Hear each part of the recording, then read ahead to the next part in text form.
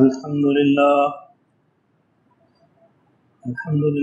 نحمده ونستعينه ونستغفره ونؤمن به ونتوكل عليه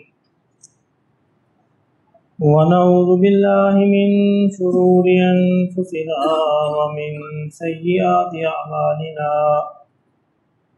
من يهده الله فلا مضل له ومن يضلله فلا هادي له ونشهد أن لا إله إلا الله وحده لا شريك له ونشهد أن سيدنا ومولانا محمدا عبده ورسوله أما بعد فأعوذ بالله من الشيطان الرجيم بسم الله الرحمن الرحيم ونادى نوح ابنه وكان في معزل يا بني اركب معنا ولا تكن مع الكافرين قال سآوي إلى جبل يعصمني من الماء قال لا عاصم اليوم من أمر الله إلا من رحم وحال بينهما الموج وكان من المغرقين وقيل يا أرض ابلعي ماءك ويا سماء أقلعي وغيض الماء وقضي الأمر واستوت على الجودي وقيل بعدا للقوم الظالمين صدق الله مولانا العظيم. حضرات محترم، دو چیزیں ہیں، ایک ہے قدرت اور دوسری ہے قانون قدرت. یہ دونوں الگ الگ ہیں، قدرت اور قانون قدرت. اللہ اپنے انبیاء کو بھیجتے ہیں تو انبیاء کے آنے کا اصل مقصد یہ ہوتا ہے کہ وہ انسانوں کو اللہ کی قدرت سے لینا سکھائیں کہ اللہ کی قدرت سے براہ راست کیسے لیا جاتا ہے. ورنہ پوری کی پوری کائنات تو قانون قدرت میں چل رہی ہے. اللہ نے قوانین بنا دیے ہیں اور ان قوانین کے تحت پوری کائنات جو ہے اس کا نظم جو ہے چل رہا ہے. قانون قدرت یہ ہے کہ ہائیڈروجن اور آکسیجن ملیں گے تو پانی بنے گا، لیکن قدرت یہ ہے کہ اس کے بغیر بھی بن جائے. قانون قدرت یہ ہے کہ پانی کے اندر چھلانگ لگائیں گے تو پانی ڈبو دے گا، لیکن قدرت یہ ہے کہ موسیٰ علیہ السلام اور ان کے سارے ساتھی پانی سے گزرے تو نہ ڈبوئے. یہ قدرت ہے. قانون قدرت ہے کہ آگ کے اندر چھلانگ لگائیں گے تو آگ جلا دے گی، لیکن قدرت یہ ہے کہ ابراہیم علیہ السلام آگ کے اندر جائیں تو ان کو نہ جلائیں. تو یہ ساری کی ساری چیزیں اللہ کی مخلوق ہیں. آگ بھی اللہ کی مخلوق ہے، پانی بھی اللہ کی مخلوق ہے، ہوا بھی اللہ کی مخلوق ہے، سمندر، پہاڑ، دریا، پتھر، شجر، حجر سارے اللہ کی مخلوق ہیں. اور اللہ جب چاہے، جیسے چاہے، جس طرح چاہے، جتنا چاہے اپنی مخلوق کو استعمال کر سکتا ہے. کون اس کو روک سکتا ہے؟ یہ اس کی قدرت ہے. تو انبیاء علیہ السلام کی محنت یہ ہوتی ہے کہ انسانوں کو اللہ کی قدرت سے لینا سکھا دیں. اب دیکھیں، صحابہ کرام کی جماعت کو آقا دو عالم صلی اللہ علیہ وسلم نے اللہ کی قدرت سے لینا سکھایا، اور شاید روئے زمین پر وہ واحد جماعت تھی جب یہ قانون جو ہے اللہ کی قدرت سے کیسے لیتے ہیں یہ کائنات نے دیکھا. زمین کے باشندوں نے دیکھا کہ اللہ کی قدرت سے کیسے لیا جاتا ہے. عمر رضی اللہ تعالیٰ عنہ مسجد نبوی میں تشریف فرما ہے اور زلزلہ آیا تو حضرت عمر نے زمین پر اپنا درہ مارا اور یہ کہا کہ اے زمین، کیا عمر تجھ پر انصاف نہیں کرتا؟ کیوں ہلتی ہے؟ تو زمین کا زلزلہ بند ہو. یہ قدرت ہے، یہ ہے اللہ کی قدرت سے لینا. مدینے کے ایک پہاڑ سے آگ نکلی، آتش فشاں پہاڑ تھا. حضرت عمر نے حضرت تمیم داری ایک صحابی ہیں ان کو بلایا اور ان سے کہا کہ جاؤ اس آگ کو بند کرو. تو حضرت تمیم داری تشریف لے گئے اور ہاتھ کے اشارے سے آگ کو کہا کہ پیچھے چلے جا، بند ہو جا. تمہیں معلوم نہیں کہ محمد کے غلام رہتے ہیں صلی اللہ علیہ وسلم. یہ قدرت ہے، یہ اللہ کی قدرت سے لینا ہے. قدرت یہ ہے یعنی قانون قدرت یہ ہے کہ اکثریت جو ہے وہ اقلیت کو شکست دے دے گی، لیکن قدرت یہ ہے کہ 313,000 کو شکست دے دے. یہ قدرت ہے. اللہ جب چاہے، جس طرح چاہے، جو چاہے، جتنا چاہے کر سکتا ہے، لیکن عمومی طور پر اس نے کائنات کا نظام جو ہے قوانین کے حوالے کر رکھا ہے. اچھا، اب یہ تھا کہ بحیثیت مسلمان یا تو ہمارا اپنے اللہ سے اتنا تعلق ہوتا کہ ہم اس کی قدرت سے براہ راست لے لیتے، تو پھر کوئی مسئلہ نہیں تھا. یعنی دو ہی طریقے ہیں کائنات میں رہنے کے، یا تو اللہ کی قدرت سے تعلق کو اتنا مضبوط بنایا جائے جتنا صحابہ نے بنایا تھا، تو پھر مسئلہ نہیں تھا. پھر صحابہ افریقہ کے جنگلوں میں جاتے تھے اور یہ اعلان کرتے تھے کہ جنگل کے شیروں اور چیتوں اور ہاتھیوں اور سارے جتنے بھی جانور ہیں، تمہیں معلوم نہیں کہ محمد کے غلام آئے ہیں صلی اللہ علیہ وسلم، تم اس کو چھوڑ دو، جنگل کو چھوڑ دیتے تھے. یہ قدرت ہے، اللہ کی قدرت سے لینا ہے. تو یا تو مسلمان اپنے آپ کو اتنا مضبوط بناتے، اپنے تقوی کو اتنا اوپر لے کے جاتے کہ اللہ کی قدرت سے براہ راست تعلق قائم ہو جاتا. اب مسلمان اس قابل بھی نہیں ہیں، ایسا بھی نہیں ہوا. صحابہ کی جماعت کے بعد کبھی یہ منظر پھر دیکھنے میں نہیں آیا. اکا دکا واقعات موجود ہیں، اجتماعی طور پر کوئی ایسا منظر نہیں. اور یا پھر مسلمان جو ہے قانون قدرت کی پرواہ کریں، اس کا خیال کریں، پھر بھی بچ جائیں گے. یہ قانون قدرت کا بھی خیال نہیں کرتے. آج کل جو وطن عزیز پر سیلاب کی جو بلا آئی ہوئی ہے، یہ قانون قدرت کی خلاف ورزی ہے.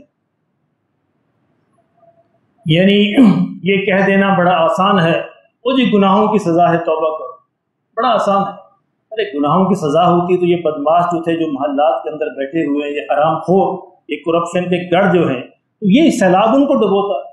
سیلاب میں بیچارے جا کے راجن پور، ڈیرہ غازی خان اور فیصل پور اور ان بستیوں کو ڈبونا تھا، غریبوں کی بستیوں کو. یہ گناہوں کی سزا نہیں ہے، یہ قانون قدرت کی خلاف ورزی. قانون قدرت کی خلاف ورزی جہاں بھی کی جائے گی، قدرت اپنا انتقام لے گی، قدرت انتقام لیتی. اب ذرا غور فرمائیے، صدیوں سے انسان دریاؤں کے کنارے رہتا آیا ہے، کبھی دریاؤں نے ڈبویا تھا؟ انسان ہمیشہ بستی وہاں بساتے تھے جہاں پانی ہو، جہاں دریا قریب ہو. دریا کے کنارے کنارے دیہات آباد ہوتے تھے اور دریا اس وقت بھی ابلتے تھے، لیکن ان کی انسانوں کو نہیں ڈبوتے تھے. ان کے اپنے ایک راستے بنے ہوئے تھے، انہی راستوں پہ چلتے چلتے پانی سمندر میں جا گرتا تھا. ایسا نہیں تھا کہ ماضی میں سیلاب نہیں آتے تھے. یہ ایک قدرت ہے، کبھی برف میں زیادہ پگھلنا ہے، سیلاب نے آنا ہے، لیکن آپ اس کو روک نہیں سکتے. لیکن جب آپ اس کے اندر رکاوٹ ڈالتے ہیں تو پھر قدرت انتقام لیتی ہے، پھر بستیاں تباہ کرتی ہیں، پھر انسان تباہ ہوتے ہیں. ہمارے ہاں، ہمارے ملک میں یہی ہوا ہے. یعنی کرپشن نے جہاں ہر شعبے کے اندر اپنے پنجے گاڑے ہوئے ہیں، بددیانتی نے اور کرپشن نے اس میں بھی پنجے گاڑے ہوئے. ہوتا کیا ہے، دیہات کے جو پرانے لوگ ہیں وہ جانتے ہیں. ہمارے فیصل آباد کے علاقے میں، یعنی دیہاتوں کے درمیان جہاں پہ دو دیہات آپس میں ملتے تھے، گاؤں ملتے تھے، ان کے درمیان ایک راستہ ہوتا تھا، اس کو کہتے تھے 20 لائن. شاید منظور صاحب جانتے ہیں. یہ ایک بڑا چوڑا راستہ تھا، کم از کم 500 فٹ چوڑا وہ راستہ ہوگا.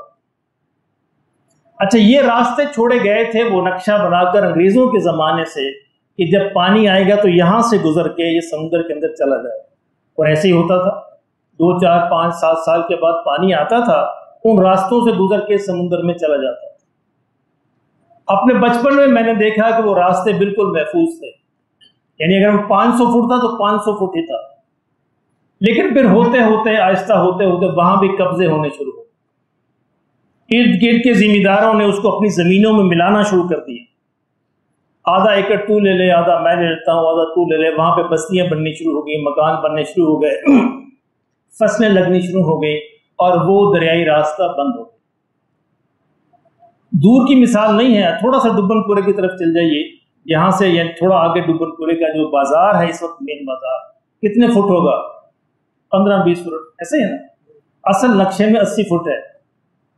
کبھی پٹواری کا نقشہ اٹھا کے دیکھیے، جو پرانے زمانے کی یہ گزرگاہ ہے، یہ پرانے زمانے کی دیہات کی گزرگاہ ہے۔ اب وہاں پہ کیا منظر ہے؟ وہاں پہ قبضے ہو چکے ہیں، دکانیں اور پلازے اور مکانات بن چکے ہیں۔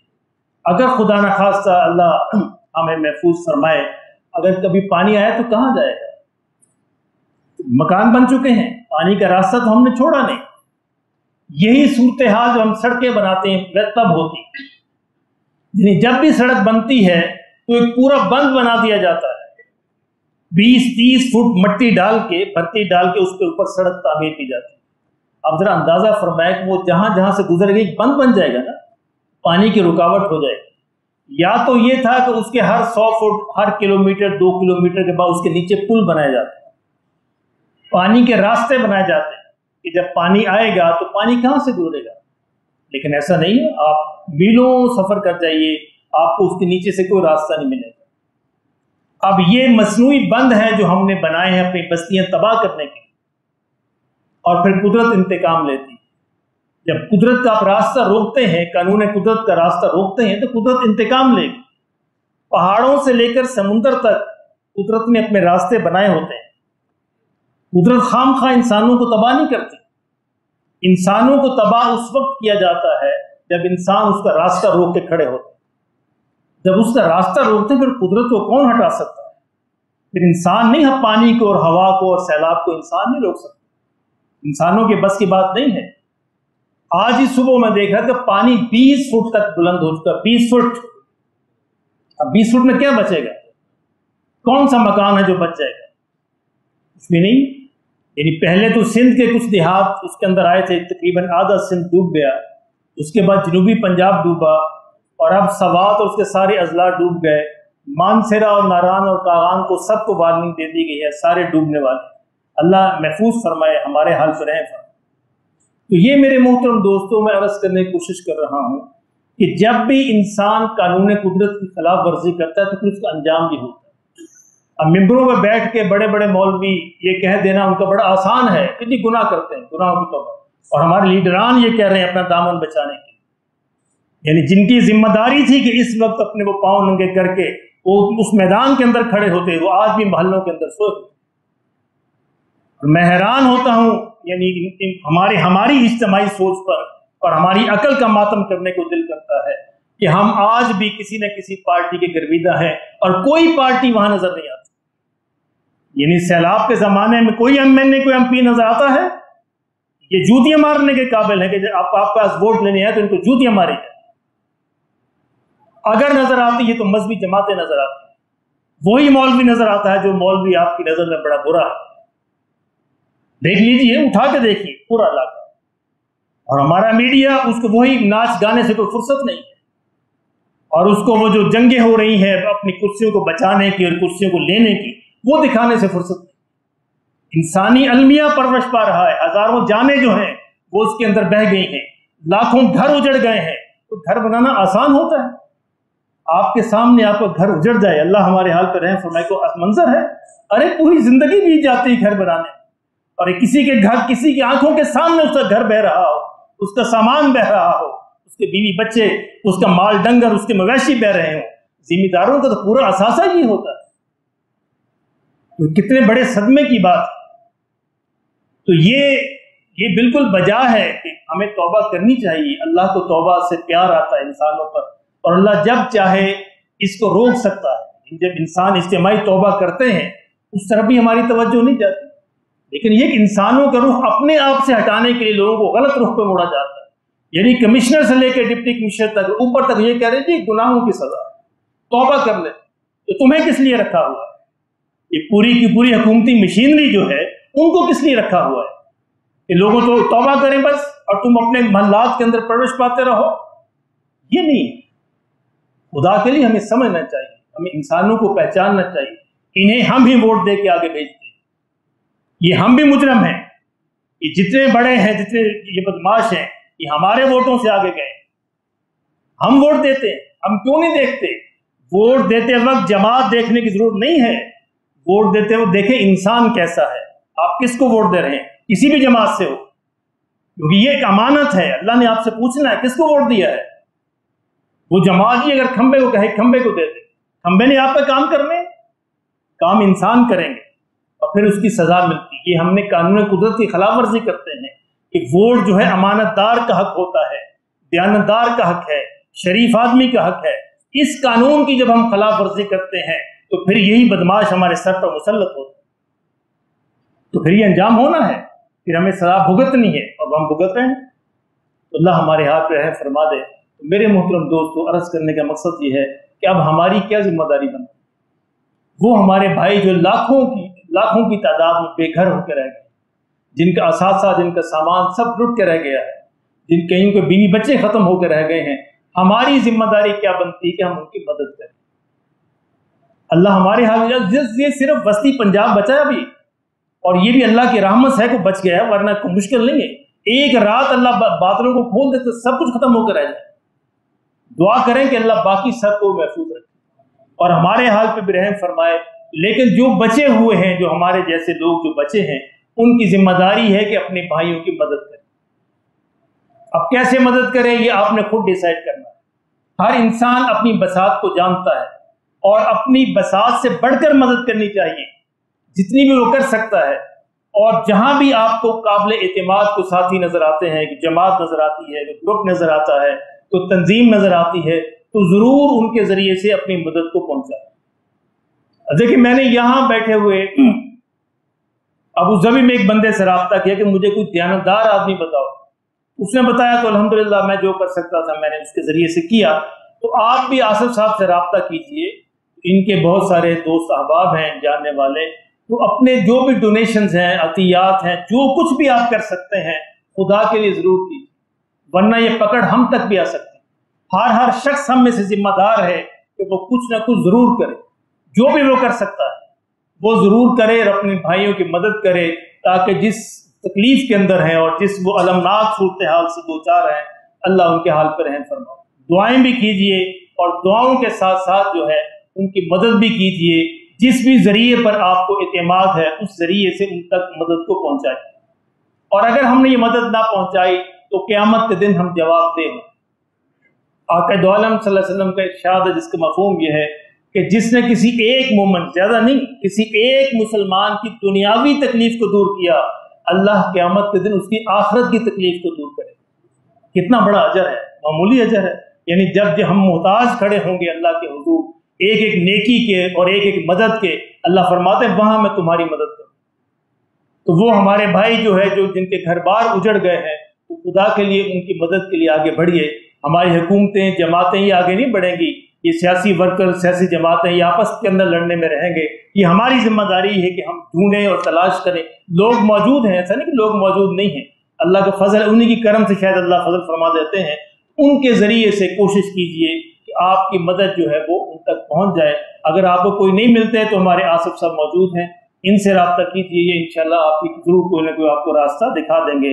اللہ ہمارے ہاتھ پر رحم فرما دے. اس لیے اس خیال سے ذہن سے نکالیے یہ ہماری سزا کس بات کی ہے, قانون قدرت کی خلاف ورزی. اور یہ ہم پچھلے 70 برس سے کرتے آ رہے ہیں. ہر جگہ پانی کے راستے بند ہو چکے ہیں, پلازے بن گئے, مکان بن گئے, مارکیٹیں بن گئی, قبضے ہو گئے, سب کچھ ہو. دیہات میں دیکھ لیجئے, شہروں میں دیکھ لیجئے. ایسا نہیں کہ شہروں میں نہیں تھے, شہروں کے اندر بھی وہ راستے موجود تھے. شہروں میں بھی راستے موجود تھے, کیونکہ شہر بھی اصل میں دیہات تھے, اور دیہاتوں کے جب نقشے بنتے ہیں تو درمیان میں راستے چھوڑے جاتے ہیں. اور ایک اور عجیب بات, ایک آپ اور بھی جانتے ہوں گے کہ علاقہ ہوتا ہے شاملات, اس کو کہتے ہیں, یہ نام بھی آپ نے سنا ہوگا. یہ بھی دیہات کے درمیان ویلفیئر کے لیے جگہ رکھی جاتی تھی. آپ کھاڑک میں جائیے جہاں پہ ٹیوب ویل لگا ہو, یہ شاملات کی جگہ ہے, اور یہ بڑی جگہ تھی, اب وہ تھوڑی سی رہ گئی. اس طرح یہ یعنی پورے جب نقشے بنتے تھے شروع میں تو یہ ساری جگہ رکھی جاتی تھی. اب انہوں میں بھی قبضے ہو گئے, وہاں بھی پلازے بن گئے ہیں, وہاں بھی دکانیں, مارکیٹیں بن گئی ہیں. جب ہم یہ سارا کچھ کریں گے تو پھر قدرت اپنا انتقام لے گی۔ اللہ پاک ہمیں اس سے محفوظ فرمائے۔